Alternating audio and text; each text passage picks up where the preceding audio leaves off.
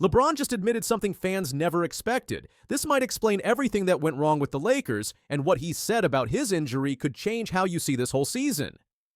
After a disappointing 5-game series against the Minnesota Timberwolves, LeBron sat down on the Mind the Game podcast and made something very clear.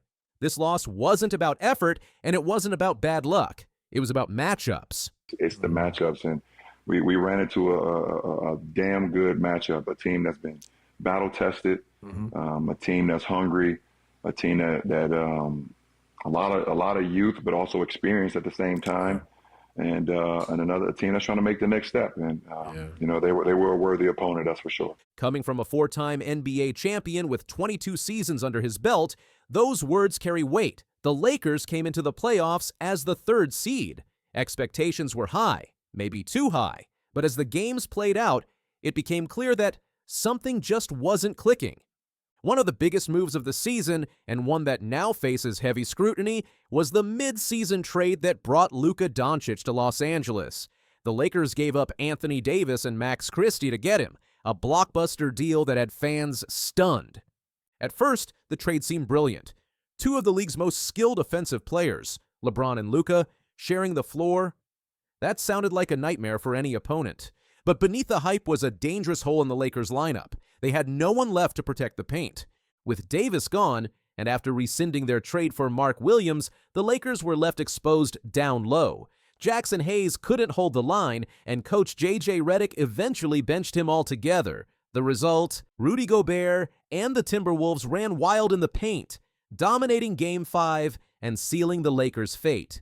To make matters worse, both of the Lakers' stars were struggling. Luka was dealing with a lingering back injury and had battled illness throughout the series. LeBron, meanwhile, was trying to power through something even more serious, a knee injury he'd kept mostly quiet. First, how's the knee? Oh, man, this is my first, in my 22-year career, this is my first knee injury. Right. You know, I've had, the regular tendonitis and the patella, all that stuff, but this is the first time I've ever had a sustained knee injury where I had to okay, you got to get off your feet. You got to kind of be shelved for a minute. And in the same podcast interview, LeBron revealed that he suffered a grade 2 MCL sprain during the 4th quarter of Game 5. I knew as soon as the impact happened with me and Dante DiVincenzo, I felt it right away, he said. My knee locked up. That's why I stayed on the ground for a minute. I was trying to see if the knee would kind of release a little bit. But I knew right then and there that was a pain I hadn't felt before. The injury would have sidelined him for 4 to 6 weeks. Even if the Lakers had pulled off a win, LeBron says he wouldn't have been able to play in Games 6 or 7. That revelation hit hard for fans who had been hoping for a miracle comeback. It also shed light on just how thin the Lakers were stretched. With no Davis, an injured LeBron, and a hobbled Luka, the team was fighting an uphill battle from the start. Coach J.J. Redick, in his first season on the job, now faces a wave of questions. Could he have managed rotations better? Was benching Hayes the right call? Why didn't the front office secure a backup center after the Doncic trade? Redick's decisions are under the microscope, but LeBron isn't pointing fingers. In fact, he backed his coach publicly. Teams win championships, he said. It's a simple statement, but one that says a lot. LeBron seems to be putting the responsibility on the collective. Not just the coach, not just the stars, and not just the front office. Still, the finger-pointing has already begun online. Some blame Luka for not being at full strength. Others question LeBron's leadership and his decision to support the Doncic trade. And many are furious with the front office for gambling on offense at the expense of size and defense. The Timberwolves, to their credit, played a near-flawless series. Anthony Edwards stepped up, Gobert controlled the paint, and the team's speed and athleticism made life miserable for the Lakers. They were young, energetic, and clearly motivated to prove themselves. And that's exactly what they did.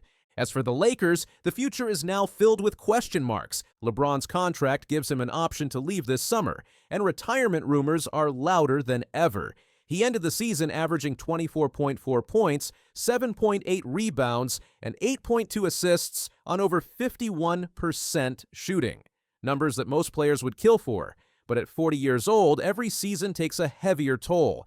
James continues to defy the odds at age 40, averaging 24.4 points, 8.2 assists, and 7.8 rebounds on .513 shooting through the end of the fantasy basketball season. He hasn't made any decisions yet, telling fans he'll speak with his family before making any announcements, but make no mistake, the clock is ticking. Meanwhile, Luka Doncic remains one of the league's most gifted offensive players, but conditioning and durability continue to be question marks. If the Lakers are going to build around him, they'll need to reinforce the roster, especially in the front court. And then there's Redick, a first-time head coach thrown into a high-pressure job with championship expectations and two superstar egos to manage. This loss wasn't entirely his fault, but it exposed his inexperience. Whether the Lakers give him another shot or look for someone more seasoned remains to be seen. The front office also has tough decisions ahead. Do they gamble again on a top-heavy roster? Or shift focus toward balance and depth? The Western Conference isn't getting any easier, with rising stars and tough competition across the board. Standing still could mean falling behind. For Lakers fans, the frustration is real. Another season, another early exit. But unlike previous years, this one ends with more doubt than hope. The LeBron era may be nearing its final chapter, and the franchise will need a clear plan moving forward, or risk another painful reset. It's a bitter end to a season that once held so much promise. A superstar duo, a passionate coach, and a franchise that believed it could go all the way. Instead, they're heading into the offseason with more questions than answers. LeBron's words were honest, maybe even sobering. They were a worthy opponent, he said of the Timberwolves, and we ran into a damn good matchup. It's the matchups, and we ran into a damn good matchup, James said, a team that's been battle-tested. Sometimes even legends can't rewrite the script. If you found this breakdown insightful, hit that like button, subscribe for more deep dive sports stories, and drop your thoughts in the comments. Who do you think is really to blame for the Lakers' collapse? All in game one. 3-point settling for Boston. Three, Brunson, no. Robinson. And I was hoping I would get carried to the finals again, just like last year. But I went from Jason Tatum to Jason Breakham tonight. Jason Tatum had the game in his hands, then lost it. One play, one collapse, and what he did after left everyone stunned. Even crazier. A fire alarm at TD Garden forced an evacuation. No post-game interview, no answers. Tatum just disappeared. After two straight blown leads, Celtics fans aren't just angry, they're stunned. Because whatever this is, it's not the Jason Tatum they thought they knew. The Knicks pulled off a second straight comeback win, 91-90, taking a shocking 2-0 lead in the series. But this wasn't just about the scoreboard. It was about the body language, the collapse, and the fact that one of the league's top stars, Tatum, couldn't deliver when it mattered most. Then came the moment no one saw coming. Right after the game, TD Garden's fire alarm went off. A real emergency evacuation. Media was forced out, fans were rushed out, and Tatum, he didn't speak to reporters. It was a bizarre twist to an already strange night. The franchise star, under pressure, vanished into the chaos. A fire alarm was triggered at TD Garden in the aftermath of the New York Knicks' 91-90 playoff victory over the Boston Celtics on Wednesday night, causing a brief evacuation. Let's rewind. The Celtics looked dominant through three quarters. Jaylen Brown and Derek White both scored 20. Porzingis, back from illness, gave them key minutes. The ball was moving. The Garden was loud. They were up by 20, with just over a quarter to play. And then it all unraveled. New York took over. Mikal Bridges, scoreless through three quarters, exploded for 14 points in the fourth. Josh Hart led all scorers with 23. Karl Anthony Towns was a force with 21 points and 17 rebounds. And Jalen Brunson hit clutch free throws with 12.7 seconds left. Josh Hart finished with a game-high 23 points for the Knicks, while Karl Anthony Towns had 21 points and 17 rebounds. Still, Boston had a chance. Down just one in the final seconds, the ball went to Tatum. Everyone expected a hero moment. Instead, Bridges stripped him. Game over. That play, Tatum losing the ball at home with the game on the line, became the defining image of the night. After the game, head coach Joe Mazzulla said, "We didn't execute. We lost our focus." But fans weren't just upset about missed shots. They were upset about the energy, the fight. the fact that their star player looked rattled. This is Jason Tatum we're talking about, a top 5 scorer, an all-NBA talent, the guy who dropped 51 in Game 7 against the Sixers last year, but across Games 1 and 2 of this series, he's shooting 12 for 42. The numbers tell a tough story, but the eye test tells something worse. Tatum's not just missing shots, he looks uncomfortable, hesitant, even passive. It's easy to blame one guy, especially when he's the face of the franchise. But Celtics fans know this team goes as Tatum goes, and right now he's going the wrong way. So why the collapse? Part of it is New York. The Knicks have been relentless. They play tough, physical defense. They crash the boards. They make you work for everything. But Boston has the talent to handle that. They just haven't shown the composure. I thought I was Kobe on that last shot. He always told me to keep shooting, even if there are 3 players guarding you. So that's what I did. In both games, the Celtics built big leads, only to blow them with careless turnovers, poor shot selection, and a lack of urgency in the fourth quarter. That brings us back to the fire alarm. It happened minutes after the game ended, alarms blaring, people rushing out, no press conferences, no post-game quotes from Tatum, just silence and chaos. And in some ways, that's a metaphor for this Celtics team right now, panic under pressure. Game 3 is set for Saturday at Madison Square Garden. It's a must-win. No team has come back from 0-3 in a playoff series, so this is it. Boston has to respond. Tatum has to respond. He's been here before. He's bounced back before. But the pressure has never been this loud. New York smells blood. Their crowd will be ruthless, and all eyes will be on whether Tatum shows up or fades again. Can the Celtics regroup? Yes. They're still one of the most talented teams in the league, but talent doesn't win playoff games. Toughness does. Composure does. Heart does. The Knicks are showing all 3. The Celtics, they've got 2 days to find them. Tatum doesn't need to score 50 in Game 3. He just needs to lead, play smart, play hard, be the guy his teammates can lean on. Because if he doesn't, this could go from a bad week to a brutal ending. For Boston fans, this isn't just about winning a series. It's about identity, pride, legacy.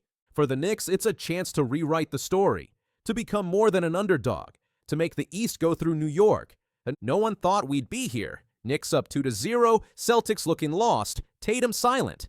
Being down 2-0 sucks, but we got a great group, and if had to select any guys that get it done, it's the group that we have in our locker room, Brown said. We just got to come out a little bit more poised, take a deep breath, convert offensive rebounds. We missed layups, some easy baskets. But here we are. And now the question isn't just, can Boston win Game 3? It's, can Jason Tatum rise from this collapse and remind the league who he is? If he does, the Celtics are right back in this series. If not, the season ends much sooner than expected, and the conversations in Boston become a lot more serious. You can feel it in the city already. The media's roaring. Sports radio is on fire. Fans are frustrated, not just by the losses, but by the way they're happening. Nobody's saying Tatum isn't great, but greatness is judged in moments like these. And right now, the moment is bigger than he is. One more thing, this isn't just about basketball, it's about accountability, leadership. Tatum is the face of the franchise, and with that comes a responsibility to face the music even on bad nights. Skipping the post-game availability, even if caused by the fire alarm, didn't sit well with some fans. Right or wrong, perception matters. If Tatum comes out in Game 3 aggressive, decisive, and locked in, it changes everything. Win or lose, showing up with intensity will earn back the crowd. But if he plays passive again, it could define his entire playoff legacy. Saturday night is more than a game. It's a response. It's a statement. It's Jason Tatum's chance to shut everyone up or prove them right. And beyond this series, the bigger question looms. What does this mean for the Celtics moving forward? If they go out early, if they fail to respond, changes will come. That's how Boston operates. They've built a team to win now. Every early exit increases the pressure not just on players, but on the coaching staff and front office too. Will the core stay together? Will Mazzulla be questioned? Will Boston consider reshuffling if they fall short again? These questions don't get asked when you're winning, but 2 losses at home, blown leads, and a star under fire, that's when the heat rises. Right now, everything feels on edge. And for Tatum, this isn't just about one game or one series, this is about legacy. The greats are remembered by how they respond, not when things are easy, but when they're hard. This is his test. And if he passes, the Celtics are dangerous. But if he doesn't, it's not just the season that crumbles, it's the image of what this team was supposed to be. Thanks for watching. Make sure to like, subscribe, and tell us what you think. Is Tatum still that guy, or is the series about to slip away for good? This is the 2025 NBA playoffs, and it just got personal. PR staff, Steph Curry, officially a left hamstring strain, will not return to tonight's game. Stephen Curry didn't just leave the court injured. He left the entire NBA world in complete shock. 1 minute he was running the show in Game 1. The next he was clutching his leg and limping off the court. It wasn't just a bad play. It was the kind of moment that makes you wonder if we're watching the end of an era. And what followed? A storm of doubt.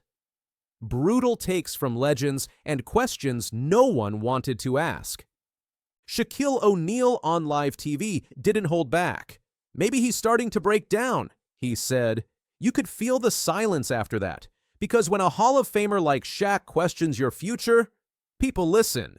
And at 37 years old, with a long list of past injuries, Curry's body might finally be saying it's had enough. Older, maybe he's starting to break down. Shaquille O'Neal stated at halftime on Tuesday. He moves a lot for a 36, 37-year-old. This could be crucial. If I'm Golden State, I definitely want to get this way for him. Rest him in Game 2. Give him a couple more days of rest, possibly bring him back in Game 3. But let's back up for a second. In Game 1 against the Timberwolves, Curry looked solid at first. He scored 13 points in just 13 minutes. Everything felt normal until it wasn't. A sudden stop, a limp, then the announcement, grade 1 hamstring strain, out for at least a week. That means Game 2, no Curry. Game 3, still questionable. Game 4, maybe, but no one's sure. The Golden State Warriors won Game 1 of the Western Conference semifinals 99-88 over the Minnesota Timberwolves, despite losing Steph Curry in the first half with a left hamstring strain. For Warriors fans, it felt like a punch to the gut. This was supposed to be the big push for another title. Instead, they're scrambling to hold the season together without the player who's carried them for over a decade. So how did the team respond? Shockingly, they won, without their star. Buddy Hield exploded for 24 points. Jimmy Butler, who just joined the team, stepped in with 20 points, 11 rebounds, and 8 assists. Draymond Green did what he always does, defended like crazy, filled the stat sheet, and rallied the squad. Somehow, the Warriors pulled off a 99-88 win. Buddy Hield turned in another phenomenal performance for Golden State on both ends of the court, scoring 24 points and recording a plus 22, both game highs, in 39 minutes. Jimmy Butler had 20 points, while Green had 18 for the Warriors. And that's what makes this whole situation even crazier, because now we have a team that might actually survive without Curry, maybe even thrive. But at what cost?